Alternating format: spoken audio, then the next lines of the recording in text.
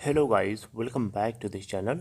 Guys, इस video में हम बात करेंगे टाटा ग्रुप और साइरस मिस्ट्री के बीच की जो फाइट चल रही थी सुप्रीम कोर्ट के अंदर। उसके ऊपर सुप्रीम कोर्ट ने अपना फैसला जो है सुना दिया है।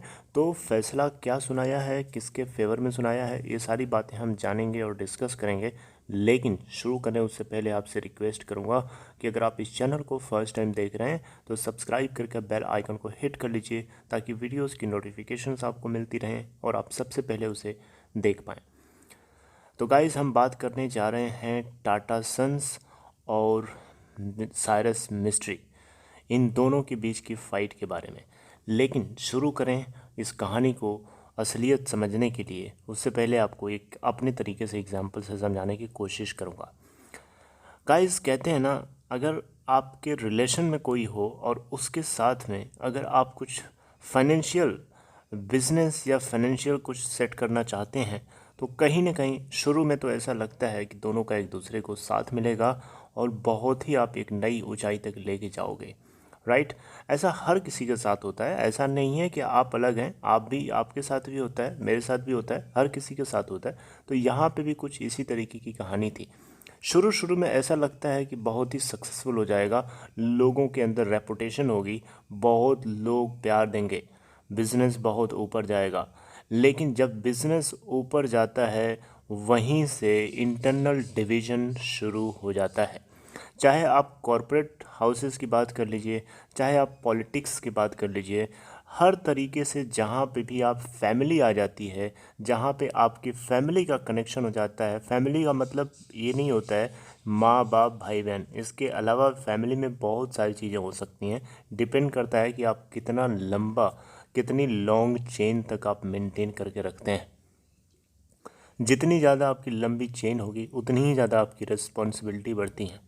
तो यहाँ पे बेसिकली मेरा ये बताना है, मेन पॉइंट ये है कि अगर आपका कोई बिजनेस या आपका कोई ग्रुप है जो एंटरप्रेन्योरशिप से जुड़ा हुआ है, और आप उसमें पार्टनरशिप के साथ अगर आगे बढ़ने की कोशिश करेंगे, या फिर इस तरीके की कुछ आपकी थिंकिंग है, तो डेफिनेटली शुरू शुरू में आपको लगेगा कि सब कुछ ठीक जा रहा है, आगे चल के बहुत अच्छा हो जाएगा। लेकिन जब बिज़नेस आगे जब ग्रो करना शुरू करता है, वहीं से प्रॉब्लम आना शुरू हो जाती हैं।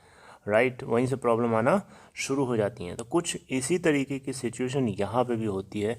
इन दोनों लोगों को आप पहचान रहे होंगे, रतन टाटा जी हैं, इनको मैं दिल से हमेशा रिस्पेक्ट करता रहूँगा। ये ऐसे लोग हैं जो भारत को आज जिस जगह पे इंडिया है, इसका सबसे ज़्यादा क्रेडिबिलिटी इन्हीं को जाती है। राइट, इन लोगों को जाती है। ऐसे लोग हैं जो हमारे देश के अंदर इस देश को चला रहे हैं। अगर ये लोग ना हो तो देश नहीं चल सकता।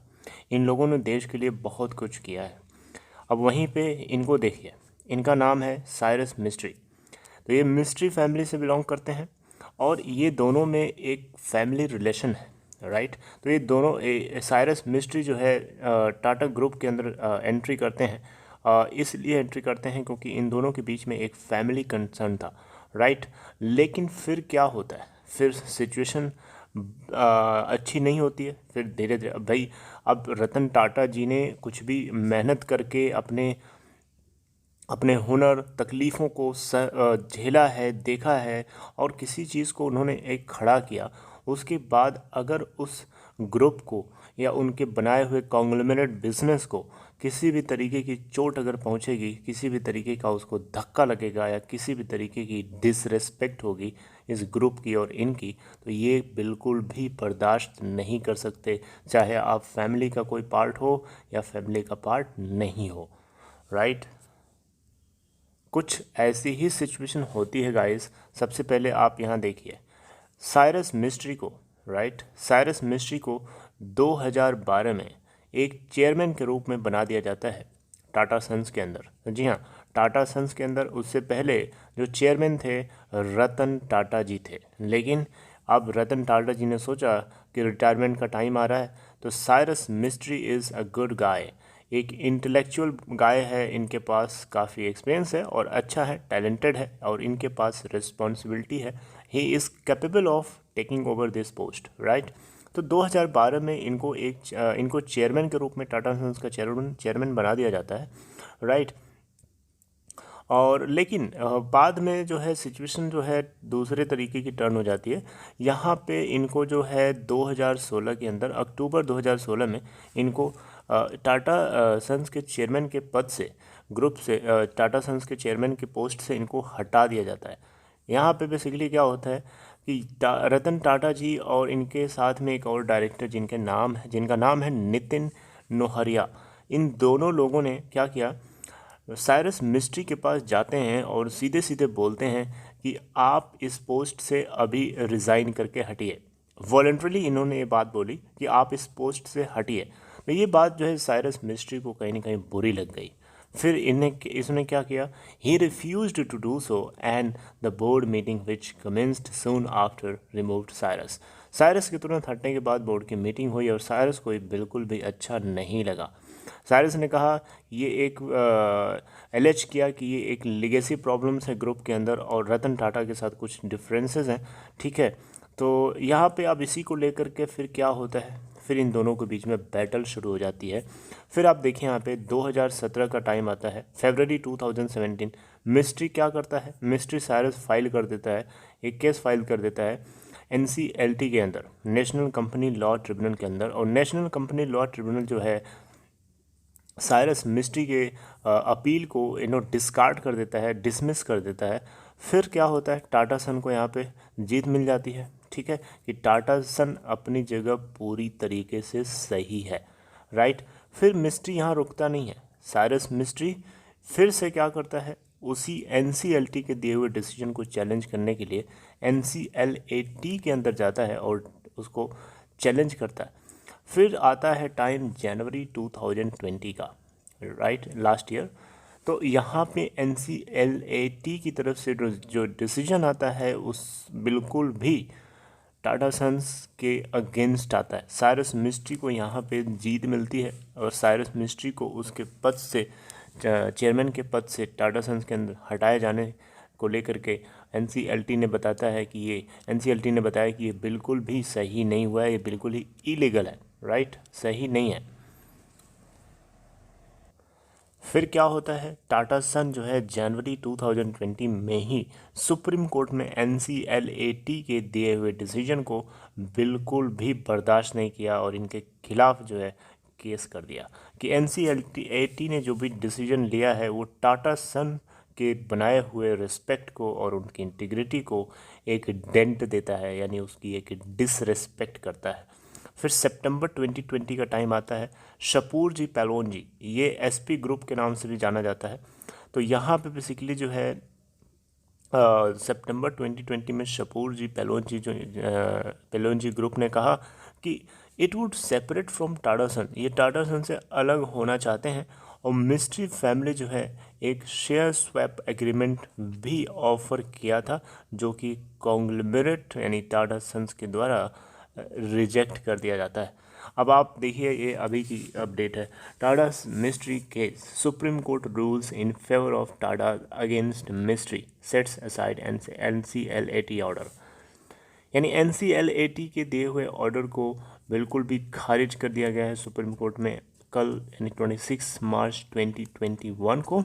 और यहाँ पे अगर आप देखें तो जो टाटा सन्स के चेयरमैन रतन टाटा जी ने जो भी साइरस मिस्ट्री को उनके पद से हटाने की कोशिश करी, वो बिल्कुल भी अपनी जगह गलत नहीं है, राइट। तो यहाँ पे दिसंबर 17 2019 को NCLAT की तरफ से जो ऑर्डर आया था उसको यहाँ पे एपेक्स कोर्ट में चैलेंज किया गया और जिसको लेकर के यहाँ पे टाटा सन्स को बिल्कुल जीत मिली है। इसी केस को लेकर के शपूर जी पैलोन जी ग्रुप की तरफ से भी केस फाइल किया गया था। इन्होंने भी, अब यहाँ पे एक्चुअली चक्कर ये है कि शपूर जी पैलोन जी SP जो ग्रुप है ये 18.37% स्टेक ओन करता है टाटा ग्रुप के अंदर, राइट। तो यहाँ पे शपूर जी पैलोन जी के अलावा और लोग भी थे जिन लोगों ने यहाँ पे साइरस मिस्ट्री के फेवर में और टाटा सन्स के अगेंस्ट में अपील किया था, लेकिन सभी के सभी लोगों की अपील्स को डिसमिस कर दिया गया है सुप्रीम कोर्ट के अंदर, ठीक है।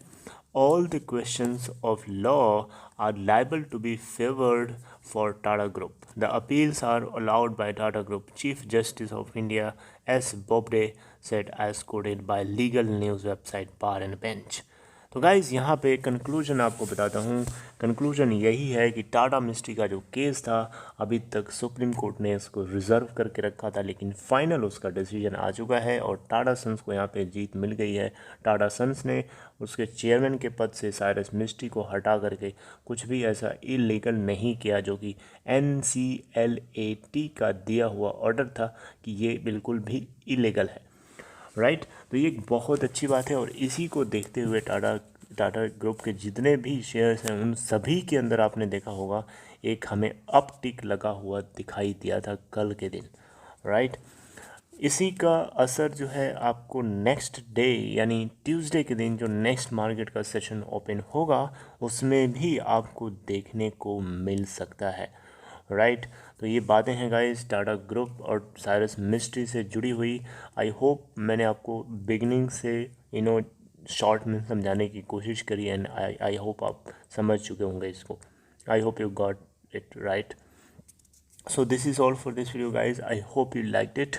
If you liked it, please give a thumbs up to encourage this video, and if you are interested to open Demat account or trading account, there is a link in description box of this video. You can click on that link to open your account in Upstox. Guys, I will see you something updating you next time in next video. Till then, signing off.